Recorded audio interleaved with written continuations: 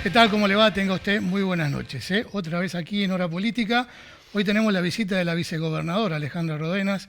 También vamos a abordar la temática del campo junto con Gastón Bacheto y el tema de las encuestas, qué piensa la gente con respecto a esto, con Martín Ostolaza. Ya directamente nos metemos en el programa.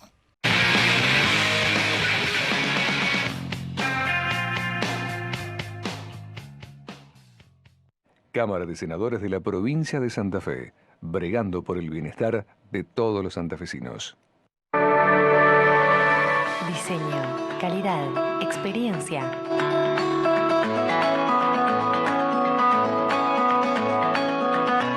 Creamos espacios únicos para vos. Estamos cerca tuyo, siempre. Corsi Mobiliario, Rioja y Dorrego, Rosario. 40 años de debates, 40 años en defensa de la ciudad, 40 años construyendo consensos, 40 años siendo y construyendo democracia. Somos tu voz, somos el Consejo Municipal de Rosario. Cuando jugás oficial con la Lotería de Santa Fe, estás contribuyendo al bienestar de la provincia porque las utilidades son distribuidas favoreciendo la salud y la discapacidad, la educación y la minoridad, el deporte y la cultura, el turismo y la producción de los santafesinos. Lotería de Santa Fe. Ganás, ganamos.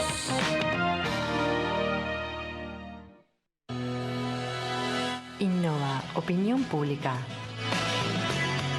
Lo serio está cerca.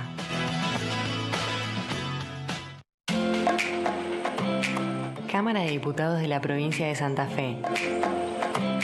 Bloque de Diputados Creo. Rosne Wines.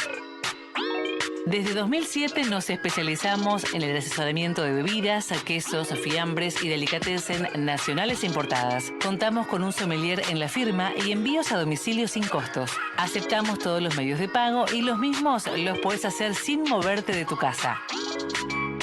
Rosne Wines. Visítanos en Alvear 273 y Güemes 2533, Rosario. ¿Sabías que por ley impositiva 14.186 se otorgan para este 2023 importantes beneficios a los contribuyentes? Empezamos otro año estando nuevamente de tu lado. Por eso, seguimos reduciendo la carga fiscal. En ingresos brutos, devolvimos la exención del impuesto del sector agropecuario. Mantuvimos la estabilidad fiscal para las pymes santafesinas y establecimos la reducción de alícuota para determinados contribuyentes. En el impuesto de sellos, otorgamos la excepción a los contratos asociativos tamberos y redujimos un 33% la alícuota en distintos actos, contratos y operaciones. Otro año más generando beneficios. Administración Provincial de Impuestos.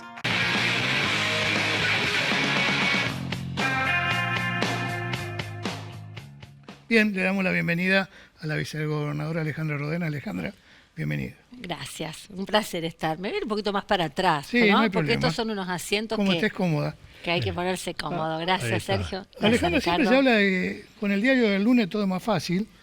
Pero nosotros los periodistas tenemos que escribir también el diario del lunes. Sí.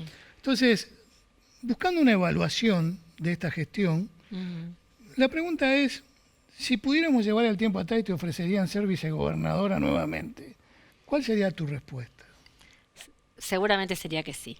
Seguramente sería que sí, porque la coyuntura del año 2019 fue una coyuntura muy, muy particular, en la que yo creo que los esfuerzos del Frente de Todos por recuperar los distritos más importantes de la Argentina fue la agenda del 2019, ¿no?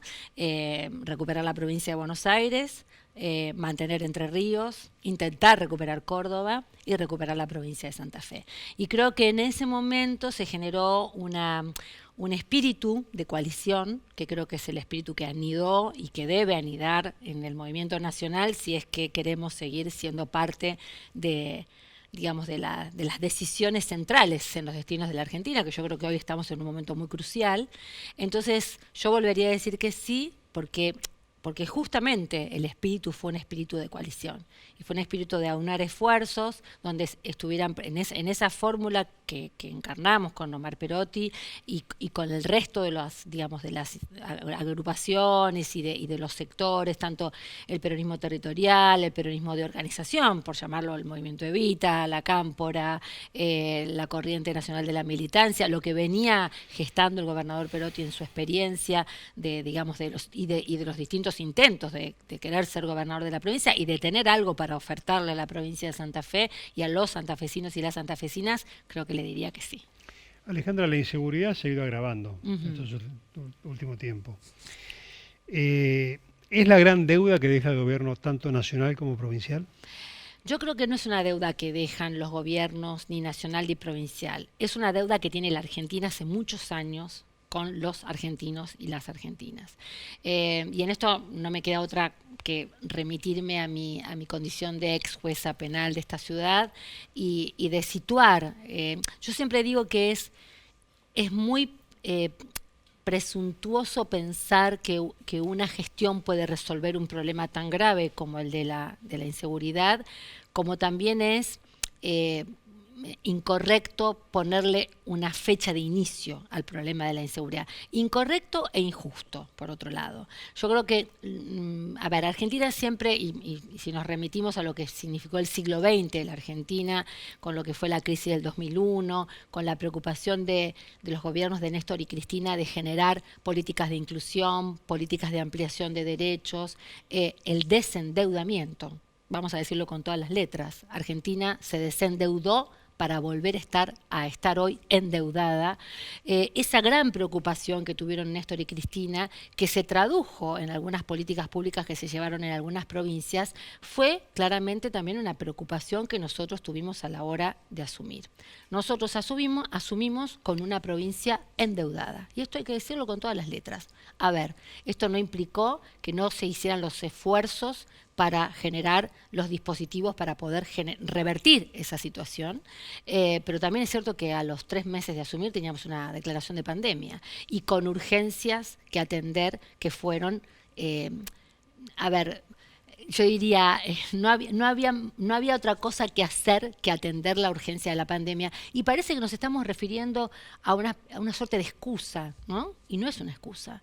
Hace muy poco que terminó la pandemia. Hace 1 año que terminó la pandemia. O sea que tuvimos los primeros 2 años de gestión atendiendo el problema alimentario y el problema sanitario que generó la pandemia. En un mundo donde no había recursos, donde había que salir a comprar recursos vinculados a esto que significa contener la disrupción o en todo caso lo que significó la pandemia a nivel universal, nacional y provincial. Y bueno, y poner esos recursos, o sea, que hubo que resolver el endeudamiento heredado y además hubo que volver a generar dispositivos para lo que fueron las famosas leyes de endeudamiento por el tema COVID. Y hoy así todo tenemos una provincia con superávit, una provincia con cuentas saneadas. Esto quiere decir que la administración fue buena en ese sentido. Y una provincia que está creciendo. Entonces, si ustedes me preguntan el tema de la inseguridad, yo creo que hay que ubicarlo en un contexto que trasciende lo estrictamente santafesino. Y se los digo como ex jueza, porque yo viví el 2014. A mí no me lo puede contar con todo respeto, no lo voy a buscar a las crónicas del periodismo, que tanto bien nos hace el periodismo de investigación. Tanto bien nos hace el periodismo de investigación, porque yo a veces cuando tengo alguna duda recurro a esos periodistas que de alguna manera tienen una capacidad de discernir y de reflexionar y no de operar sobre el tema de la inseguridad, sino de trabajar el tema de la inseguridad. Y hay muchos en la ciudad y en la provincia.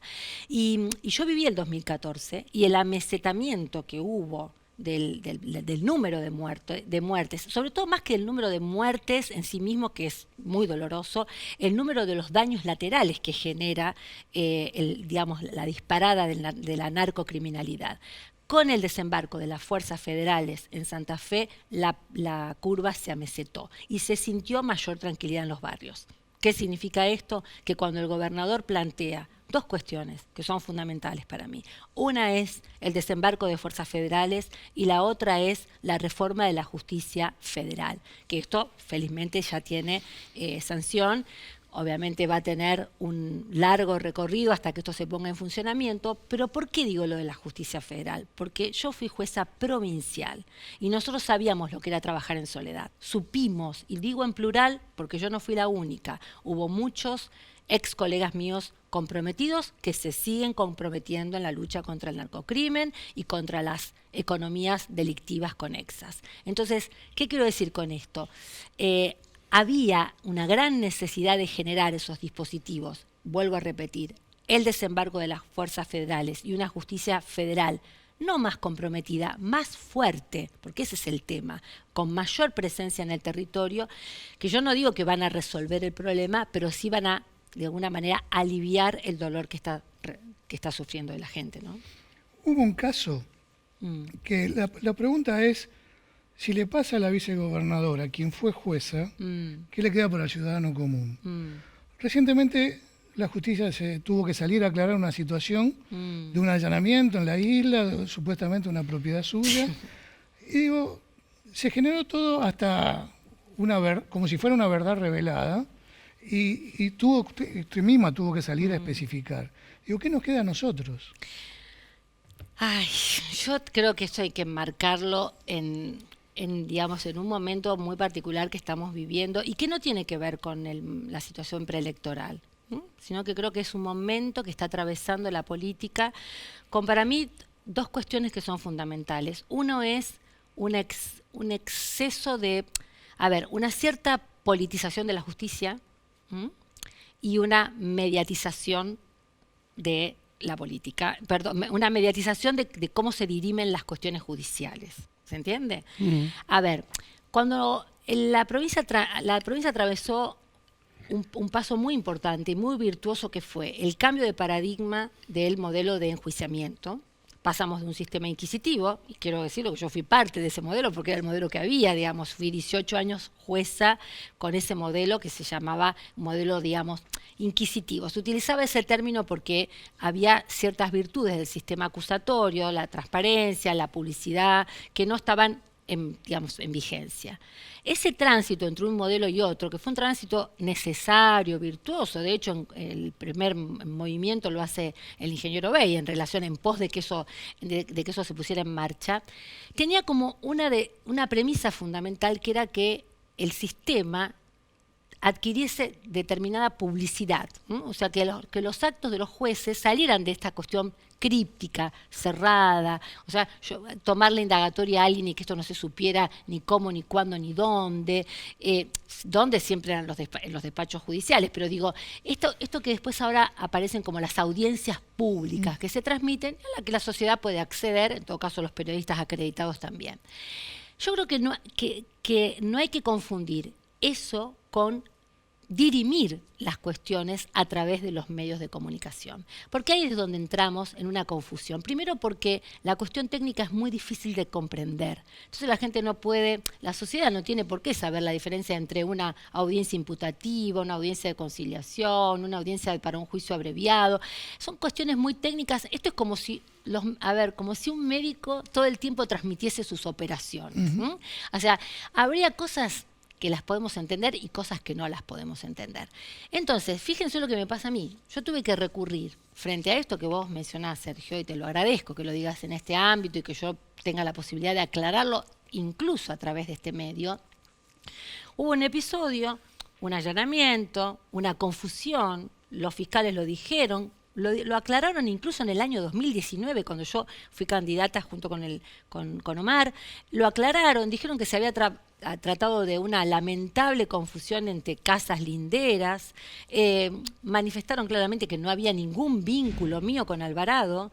De hecho, yo en el año 2012 fui quien tramitó el exhorto del fiscal Patricio Ferrari, que dio por resultado la primer detención de Alvarado en la provincia de Santa Fe.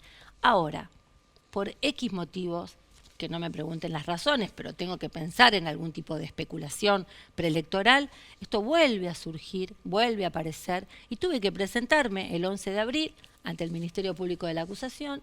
Los fiscales tuvieron que nuevamente manifestar con muchísima claridad esto que está aquí, que lleva las firmas del fiscal Eder y el fiscal Echapapietra, de que no hay ningún vínculo, ningún curso de investigación que me vincule con Esteban Alvarado. Y la verdad que el único vínculo que tengo con Alvarado es haberlo dejado detenido. Con él y con tantos otros narcocriminales de la provincia de Santa Fe, básicamente de la ciudad de Rosario, estamos hablando de los canteros, que tanto daño le han hecho a la estructura social de nuestra ciudad y que han generado una economía delictiva, que era un poco lo que hablábamos antes, ¿no? Que es la gran deuda que tiene el país entero con los argentinos y las argentinas, y específicamente, lamentablemente, la ciudad de Rosario.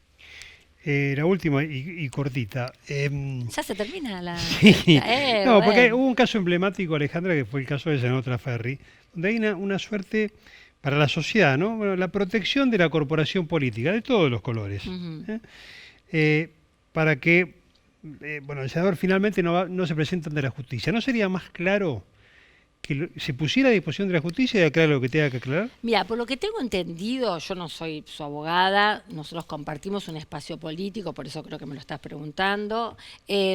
A ver, yo lo que creo es que nosotros tenemos que ser respetuosos de la institucionalidad. La institucionalidad vigente establece que el sistema de fueros en la provincia de Santa Fe es un sistema más duro en términos de la protección de la palabra de los legisladores que el sistema nacional, que es un tanto más laxo. Habría que ver si se avanza en una modificación de la Constitución. Mientras tanto, lo que rige es la ley vigente.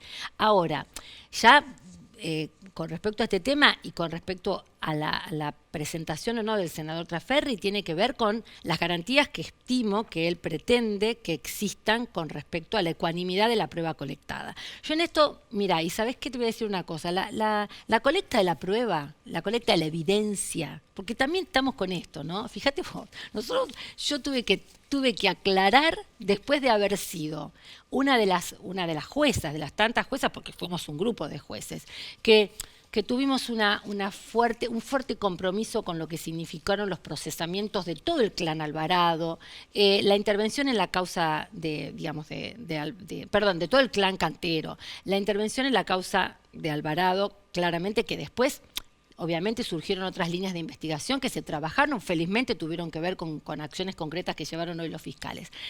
Hay que ver qué prueba tenés y cuáles son los hechos que se le atribuyen. Entonces, ahí ya es una opinión que a mí no me corresponde, ¿no? Que le correspondería que vos le hicieras esta pregunta o a él o a sus abogados. Yo creo que el sistema de fueros es un sistema que genera cierta tensión en la sociedad porque aparece como un privilegio, que no es tal, en todo caso, que no es tal, porque más que un privilegio es una cualidad de la que forma parte de la voz, o en todo caso del hacer de los legisladores, pero que no hay que confundirlo.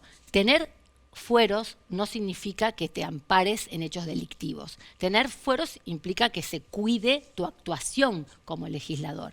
Y en todo caso habrá que ver si las evidencias son lo suficientemente contundentes como para que este senador decida su presentación o no. Alejandra, muchas gracias. Gracias a ustedes. Gracias. Seguimos en Hora Política.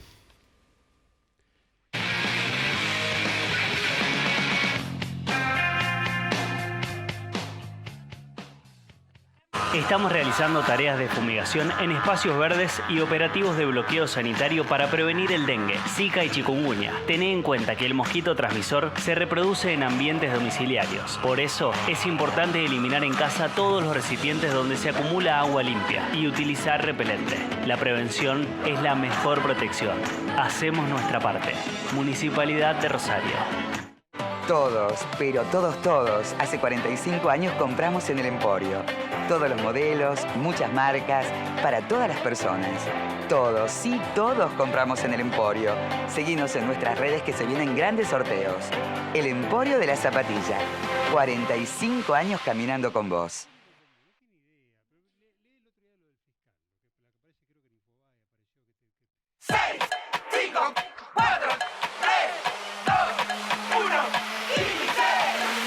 Solo 6 pasitos, Kini 6. 6, 5, 4, 3, 2, 1, Kini 6. Son solo 6 pasitos. pasitos. A la suerte hay que ayudarla. Con el Kini estás a 6 pasos de tus sueños. ¿Qué esperás para cumplirlos? 6, 5, 4, 3, 2, 1, Kini 6. Nodo Norte, objetos, delicatessen y terapias para tu bienestar. Catas y eventos. Nodo Norte, un lugar especial. Santa Fe 1649, Rosario. Cámara de Diputados de la provincia de Santa Fe. Partido Demócrata Progresista.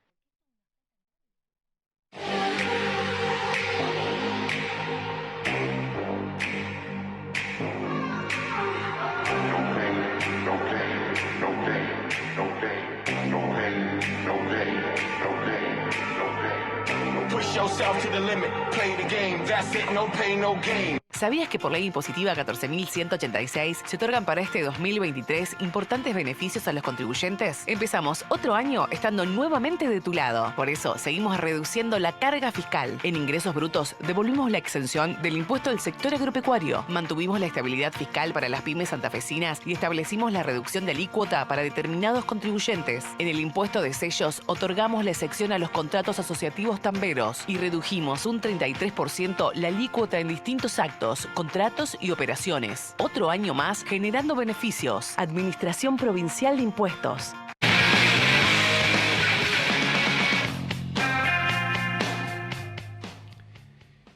Estamos con Gastón Bacheto, un especialista en el campo, de Solo Campo, Canal Rural, para dimensionar esta enorme crisis de este año por la sequía. ¿Cuánto es la cosecha normal de soja, trigo en una zona como la nuestra, muy rica, y hoy? Ricardo, bueno, Sergio, gracias por la invitación. Promedio, como para que el productor empate o se salve, tenemos que hablar de unos 30 quintales, entre 28 y 30. El que es propietario, por supuesto que tiene mayor rentabilidad, y hay gran parte de los jugadores que son los que alquilan.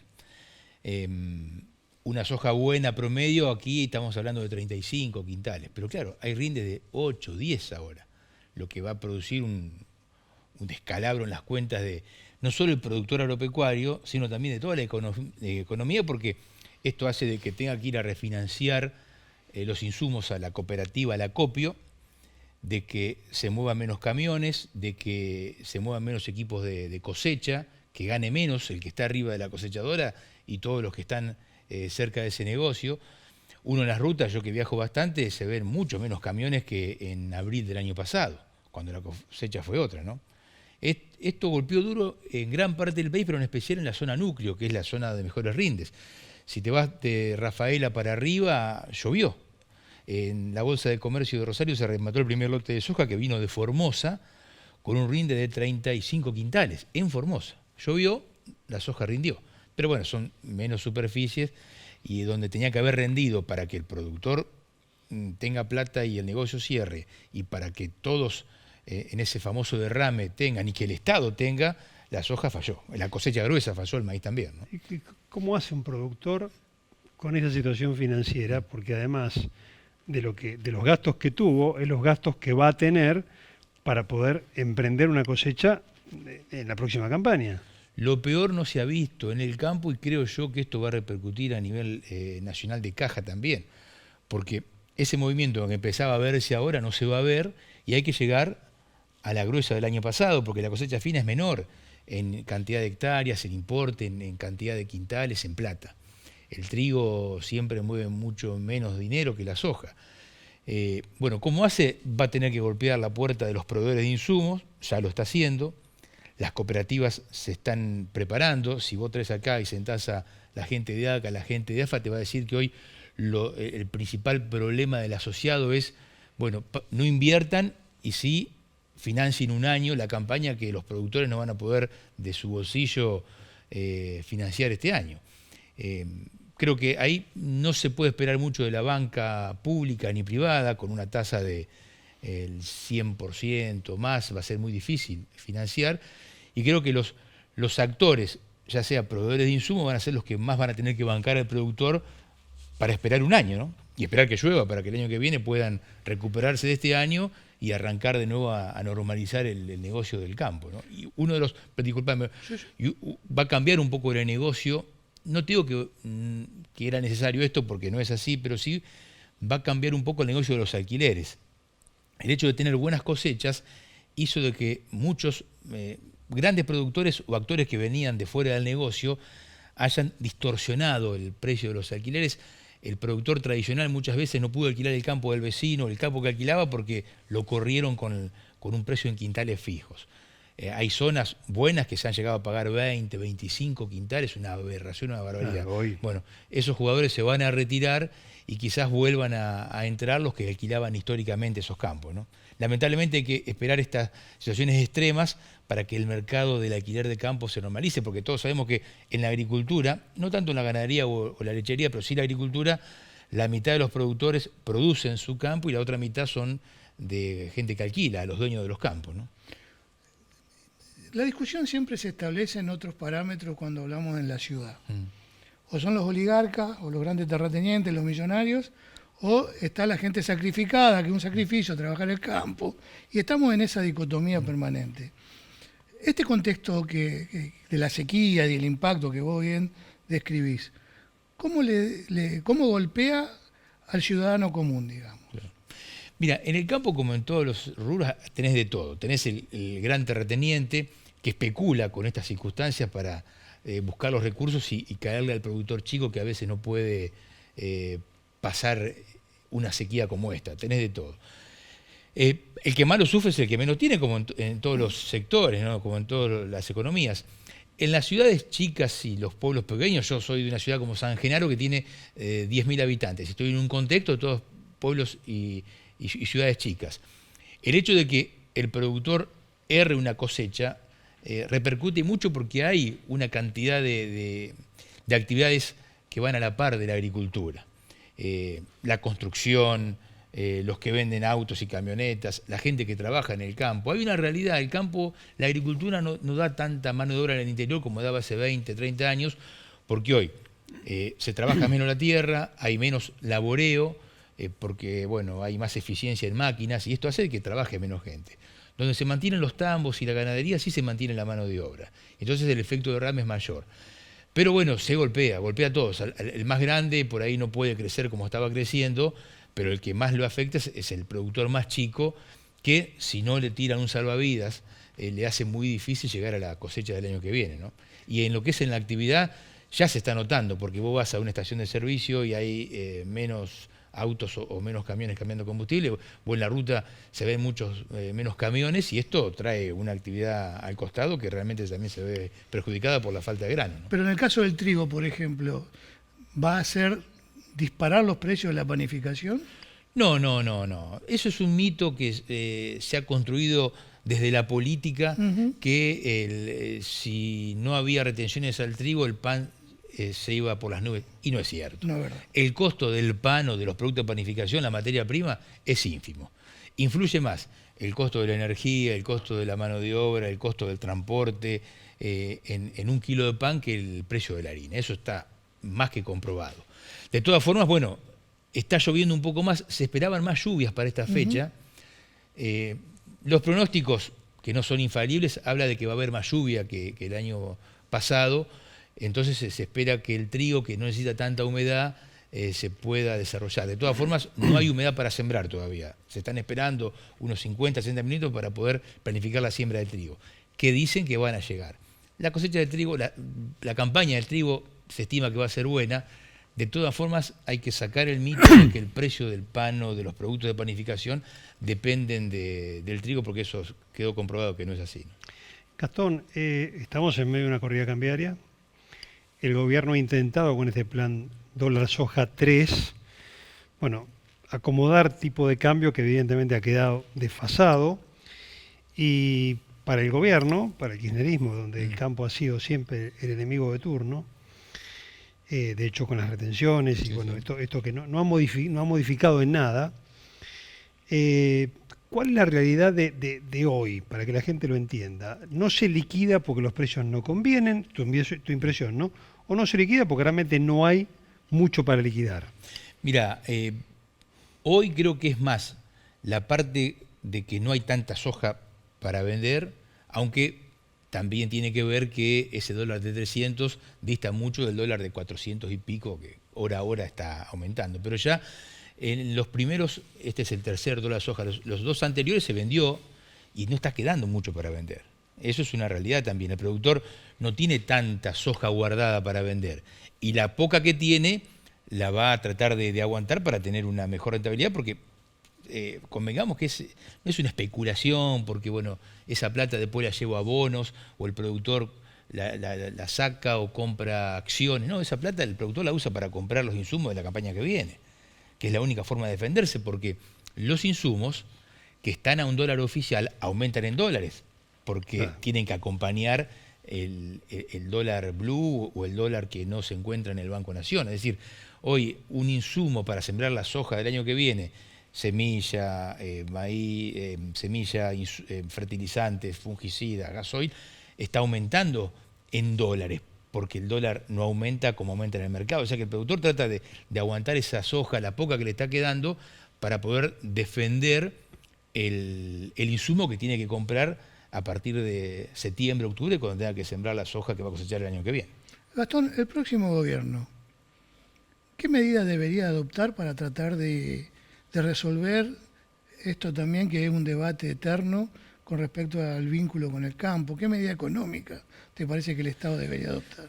Mira, yo, no soy economista, he recorrido varios países por el programa, para hacer coberturas, y hay cosas que no se hacen en ninguna parte del mundo, y nosotros la queremos hacer con un resultado conocido, malo, y la seguimos repitiendo. No tengo que copiar lo que hacen en otros lugares, pero sí tratar de sacar lo que hacen en otros lugares. Y no parecería que fuese tan complicada la cosa. Transparentar mercados,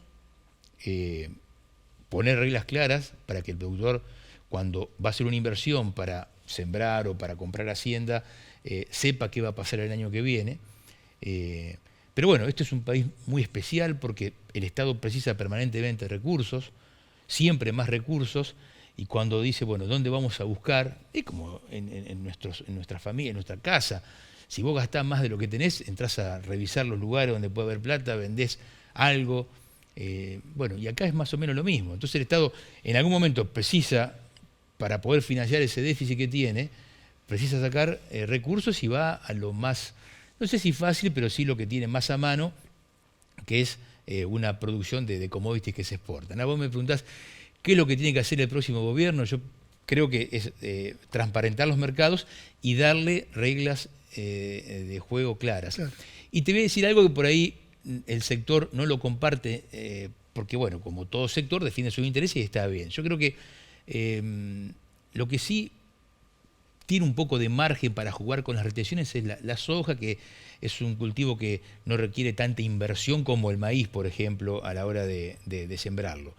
Pero sí se cometen errores que ya uno hasta piensa que no son por la cuestión política, sino son por una falta de capacidad notable, para no hablar de inutilidad total del gobierno, que es con la ganadería. Lo que se ha hecho acá en Argentina con la ganadería no tiene perdón, porque países como Uruguay, Paraguay, que son grandes como la provincia de Santa Fe, hoy están exportando más carne que Argentina.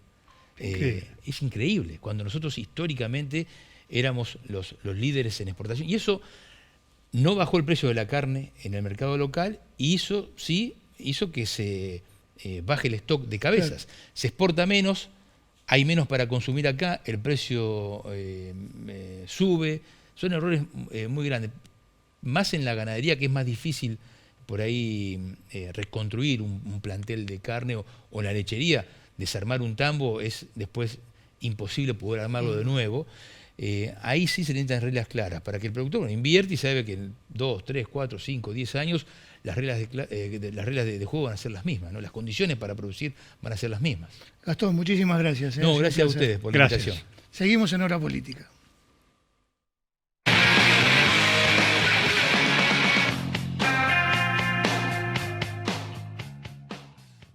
Banco Municipal te ayuda a concretar tu proyecto. Préstamos hasta 5 millones de pesos a tasa fija. Mínimos requisitos. Te esperamos en nuestras sucursales. Más información en www.bmros.com.ar. Banco Municipal. Lleva a la ciudad con vos. Asociación del Personal Legislativo de Santa Fe. Un gremio de la democracia.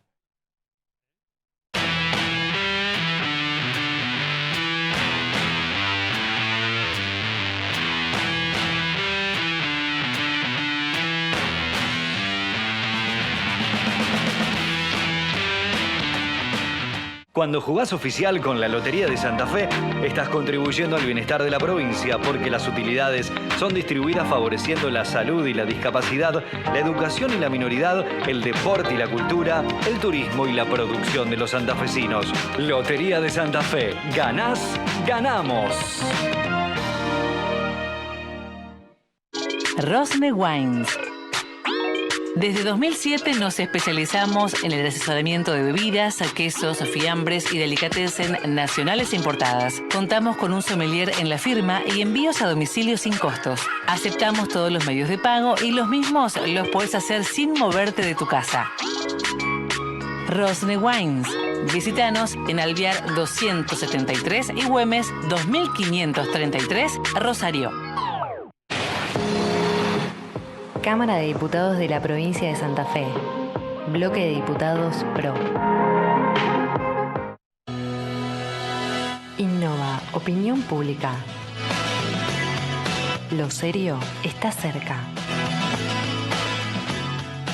¿Sabías que por ley impositiva 14.186 se otorgan para este 2023 importantes beneficios a los contribuyentes? Empezamos otro año estando nuevamente de tu lado. Por eso, seguimos reduciendo la carga fiscal. En ingresos brutos, devolvimos la exención del impuesto del sector agropecuario. Mantuvimos la estabilidad fiscal para las pymes santafesinas y establecimos la reducción de alícuota para determinados contribuyentes. En el impuesto de sellos, otorgamos la excepción a los contratos asociativos tamberos y redujimos un 33% la alícuota en distintos actos, contratos y operaciones. Otro año más generando beneficios. Administración Provincial de Impuestos.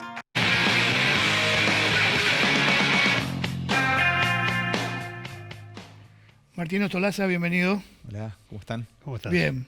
Todo bien. Bueno, cuando salen a hacer su trabajo, las encuestas, los muestreos, digo, ¿la gente le interesa realmente responder? Hay que dividir dos situaciones. Ciudades grandes o muy grandes, como Rosario, como Ciudad de Santa Fe, del resto. En el resto, ningún problema, salvo que la localidad o la ciudad esté muy mal evaluada en términos de servicio público o haya habido algún episodio o varios episodios conflictivos.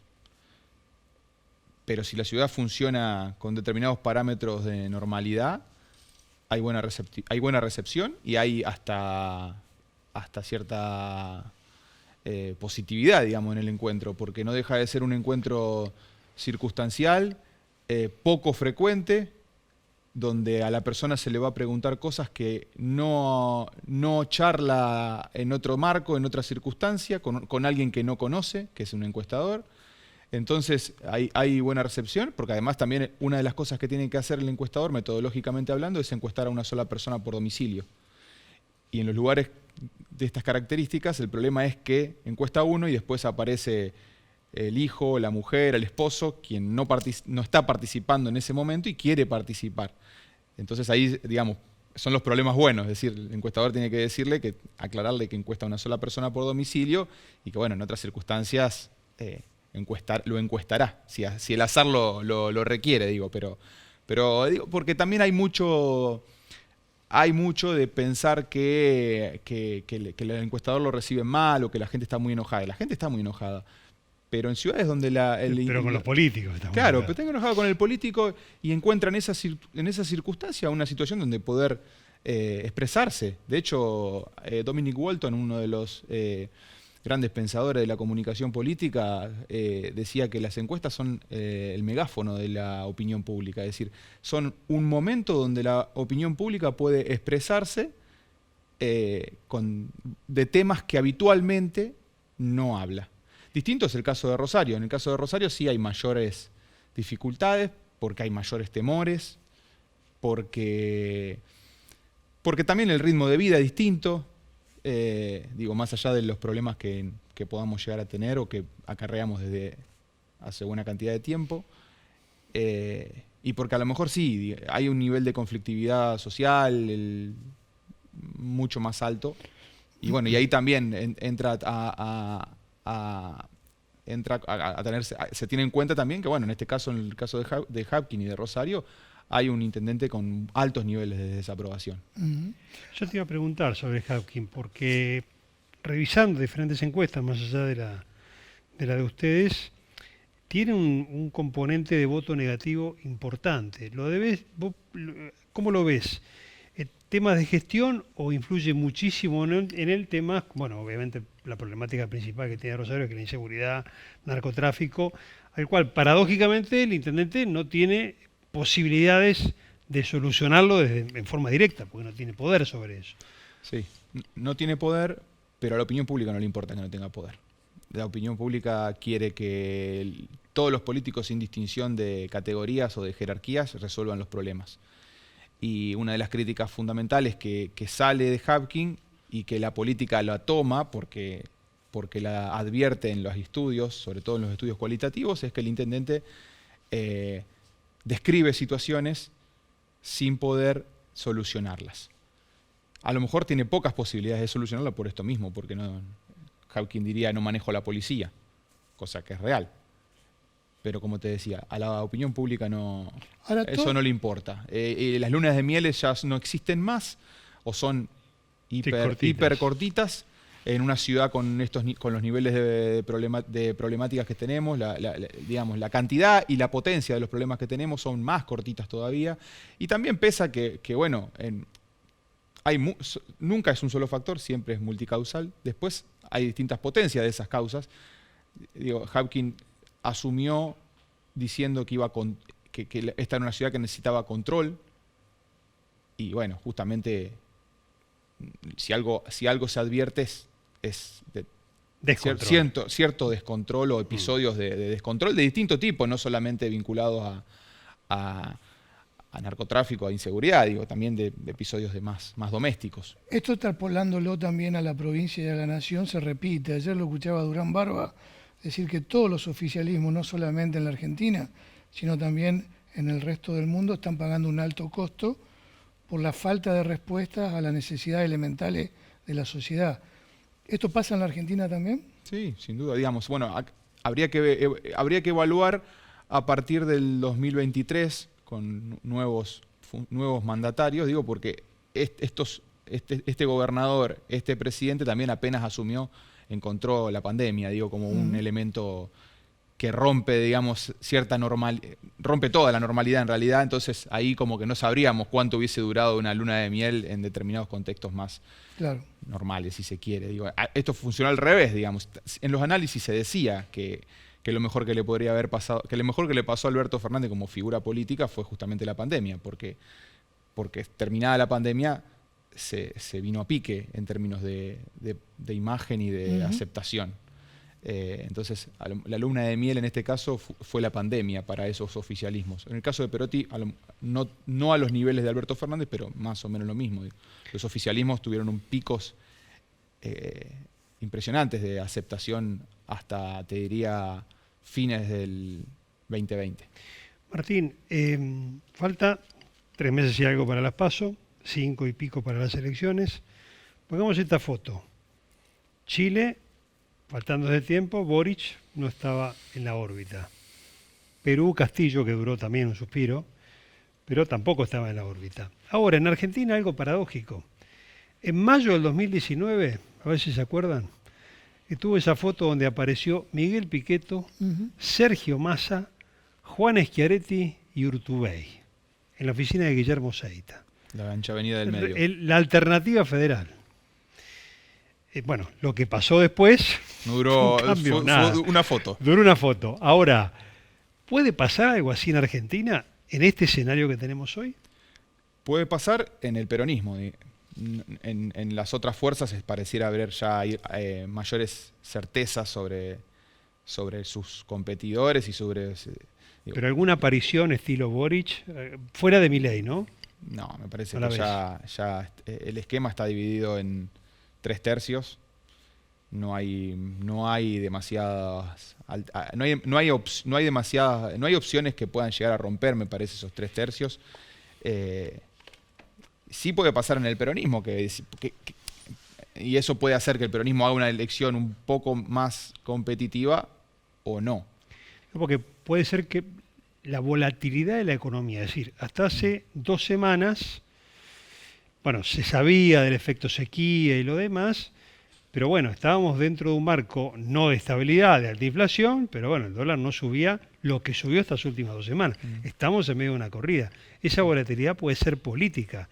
Cuando hay volatilidad política, puede disparar para cualquier lado. Sí, puede haber problemas que hoy no están sobre la mesa y de altísimo impacto, pero me parece que el sistema político va a hacer todo lo que pueda, al menos dentro de las 2 grandes fuerzas políticas que gobiernan el país, para al menos llegar a las elecciones y bueno, y a partir del nuevo presidente que gobierne, intentar de alguna manera calmar esto que estamos charlando. Me parece que a lo mejor quiero ser positivo, digo, en términos de Tenemos que ser positivos. decir, bueno, llegar a septiembre como se pueda, con mucha presencia de Estados Unidos mediante, probablemente, para equilibrar y para tratar de sobrevivir, si se quiere.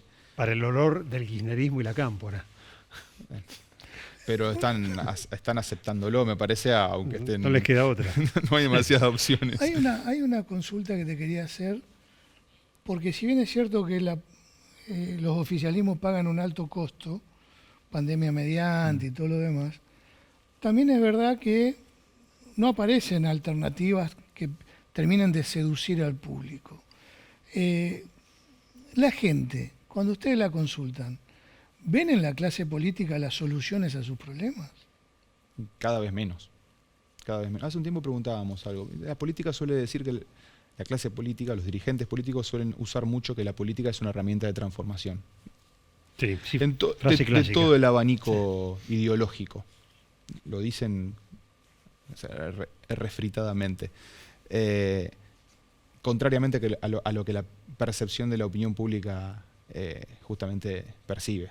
Cada vez menos se percibe que la política es una herramienta de transformación, sino justamente más bien es una herramienta de salvataje individual, que es un poco lo que el caldo de cultivo de Milei y de lo que Milei representa y del concepto de casta, claro. Que viene a ser como una especie de concepto negativo que viene a superar al concepto de grieta de alguna manera, o a competir, le digo ahí en términos de popularidad microclimática, digo, obviamente. Sí. No estamos hablando de la opinión pública, está hablando de casta, digo, pero me parece que cada vez menos.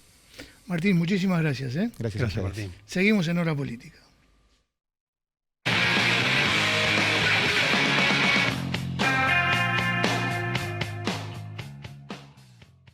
Perdón que estamos rompiendo, pero había que arreglar bien. La ciudad está en obra. Municipalidad de Rosario. Nodo Norte, objetos, delicatessen y terapias para tu bienestar. Catas y eventos. Nodo Norte, un lugar especial. Santa Fe 1649, Rosario. Escuchar para legislar, dialogar para garantizar derechos y construir una provincia más justa. Cámara de Diputados de la provincia de Santa Fe. Innova, opinión pública. Lo serio está cerca. 6, 5, 4, 3, 2, 1, y 6. Son solo 6 pasitos y 6. 6, 5, 4, 3, 2, 1, y 6. Son solo 6 pasitos. A la suerte hay que ayudarla. Con el Kini estás a 6 pasos de tus sueños. ¿Qué esperás para cumplirlos? 6, 5, 4, 3, 2, 1, y 6.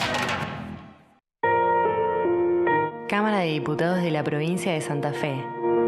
Bloque de Diputados Unión Cívica Radical. Todos, pero todos, hace 45 años compramos en el Emporio. Todos los modelos, muchas marcas, para todas las personas. Todos, sí, todos compramos en el Emporio.